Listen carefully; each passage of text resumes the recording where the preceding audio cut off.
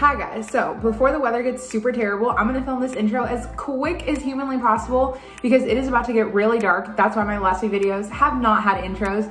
Here comes baby Roman. We're gonna be making chicken tenders. They are so good, and we're gonna do 3 different dipping sauces. I asked you guys over on my Instagram what you guys wanted to see for dipping sauce. If you guys are not following my Instagram, here it is. Definitely follow so you guys can be included on whatever video I'm gonna make, whether it be choosing my dipping sauce, choosing what meat I'm gonna use, go for it. All right, let's get into it. And do not think just because you don't have an air fryer that you can't make this recipe, because you absolutely can, and I will tell you guys more about that. All right, let's get into it. I like to first start out with our breading. Super simple. We're gonna do 1 cup of panko. Mine are unseasoned. If you have seasoned ones, or even if you just have regular plain breadcrumbs, you could use that too. Then I have 1/2 cup of some flour. Then 1/4 cup of some yellow cornmeal. You can do white, kind of whatever you have works. Then if you didn't want to season these, you absolutely could skip it because our wet mix is gonna have so much flavor to it, and of course our dipping sauces as well. But Chris was so nice to, Flavor God himself, send me one of every one of his seasonings, so I've been trying to use them up because they actually are really good. This isn't sponsored whatsoever. These are just good. They are a little pricey, and I will show you guys what's in here because the ingredients are so clean you could literally make this yourself. So you have onion, garlic, salt, honey, California chili pepper, cumin, black pepper, coriander, which is also cilantro, just dried, paprika, and mustard powder. That would be essentially what I'd be putting in here. You guys know I love my seasoning. I'm gonna do about a tablespoon of this, give or take a little bit more or less. Then we're just gonna whisk this together. Whiskey whisk.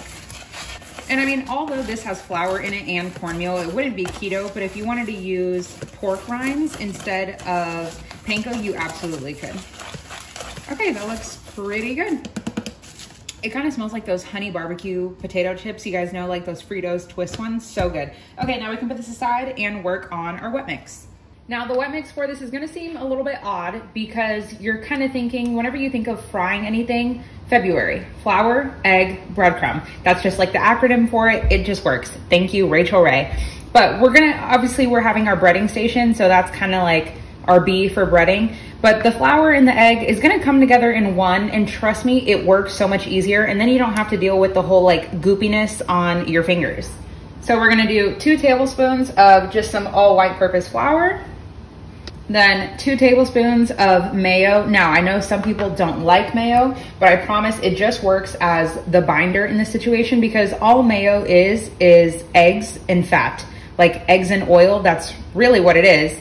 Then we can add 1 egg. If you don't feel as confident cracking in the egg to make sure you don't get any shell in there, feel free to do it in like a separate little bowl or a container and then just plop it in. Then we can do 1 tablespoon of some, can't even open it.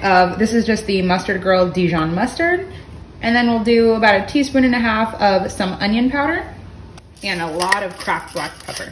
I like to keep it pretty simple, but like I always say, you can add whatever type of seasoning. So garlic powder would be good in here, and really like anything else. Then I'm gonna add like a little bit, like 1/2 teaspoon of some salt. I don't really like to add the salt to my breading station just because I feel like the salt kind of falls to the bottom, and so only really the last pieces that have your breading will have the salt.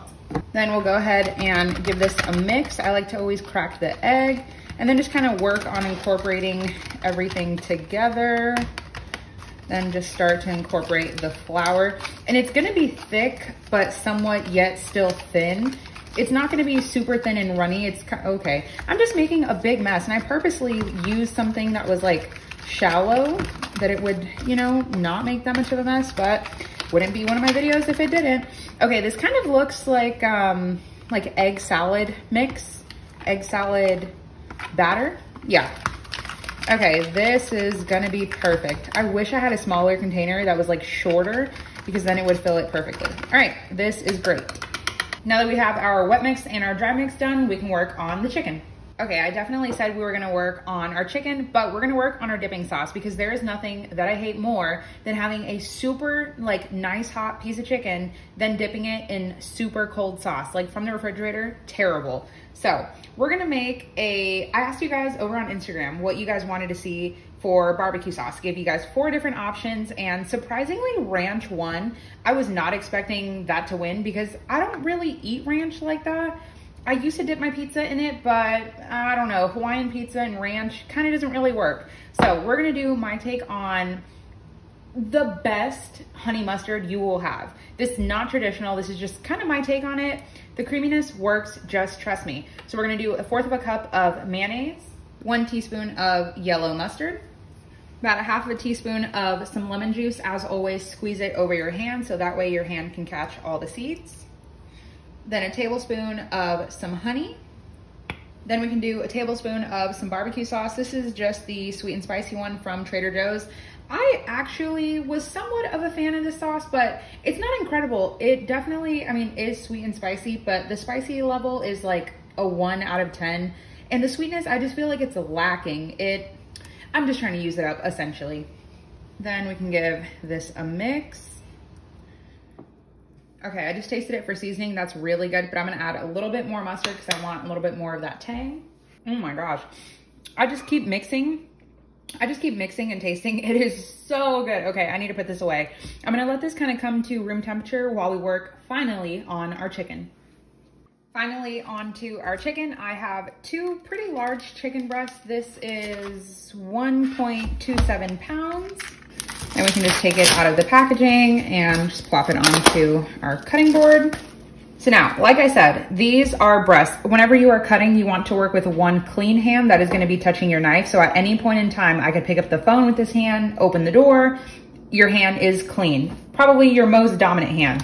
Then left hand or your least dominant hand is gonna be used for the chicken. Now, like I said, these are chicken breasts. A lot of people don't know that chicken tenders are actually a portion when the chicken breasts are on the chicken. There is a strip of meat back here, kind of looks just like this, and it's a tender. It's very, like ever so delicately, just barely attached to your chicken. And that is an actual chicken tender. You can buy them like that in the store. A lot of people just think that it's a chicken breast sliced up the way we're gonna do, but I'm gonna do it like that because for 1, it's cheaper, and 2, it's actually easier. So you're gonna wanna cut them about 3/4 of an inch long. No, not long, wide. So I like to go at an angle, and you obviously wanna cut them the same size. The length doesn't really matter because, well, 1, you can't control that because you can't stretch out the chicken, but you wanna make sure that they're roughly the same width so that they cook and bake evenly. And this way, since we're slicing against the grain, it's gonna become a lot more tender. Okay, so the first breast got me like 7 pieces. Now we're gonna go with the other one and try to get about 7 pieces too. Okay, so now this one's kind of big. It really depends whether you want them thinner or you want them thicker. I'm just gonna chop this one in half just to make it cook a little bit more evenly and extra crispness. Any that you see that are pretty thick, this one I could cut, but then it'll be too thin. Okay, now we have our chicken cut. Now we are ready to do our little bread station. Okay, it's definitely pretty hard to get this all in frame. Hopefully you guys can see I have my air fryer basket here, our breading, and our wet mix. So with our same left hand, I already washed my hands, but still, with one hand, you're gonna dip into your wet mixture. And if you don't like touching chicken, you can definitely do it with a fork. You wanna make sure all sides are covered. If you guys can even see that because my hand's in the way. Then we're gonna let a little bit of the excess drip off so we don't get like a super wet and gummy batter. Then we're gonna transfer to our dry mix.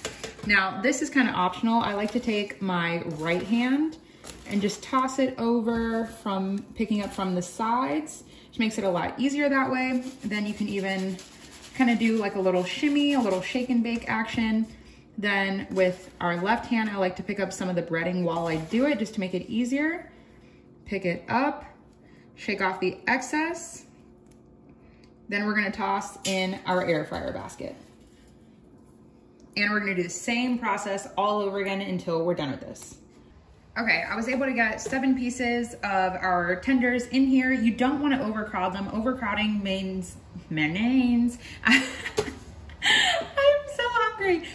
Overcrowding it means that you're not gonna get like extra crispiness. Oh, here comes Roman. You guys might see the camera shake. Now I'm just gonna spray a little bit of oil. I wish I wasn't using this. This is like an aerosol spray, but it's all right, it works. You have avocado oil. It's kind of like a lot, but it works. Okay, now we're gonna throw this in the air fryer at 400 for 8 minutes. Okay, welcome to a totally different angle. So I don't know why I pushed that in. After 8 minutes on this side, we can go ahead and flip them over. Ooh, they're already getting crispy. And then of course we're gonna spray this other side with oil. Okay, maybe I should have left it like that. Okay, we'll come back. Okay, I said 8 minutes on the other side, but we're gonna go with 5 just to play it safe, make sure nothing burns because they're already fully cooked. Just wanna get them nice and crispy. Okay, so they didn't get as brown and crispy as I was hoping, but damn, these look delicious. Oh, and to dip in our sauce, yum. So incredibly crispy. Like, you guys hear that? Crispy. Dip in our sauce. Absolutely incredible.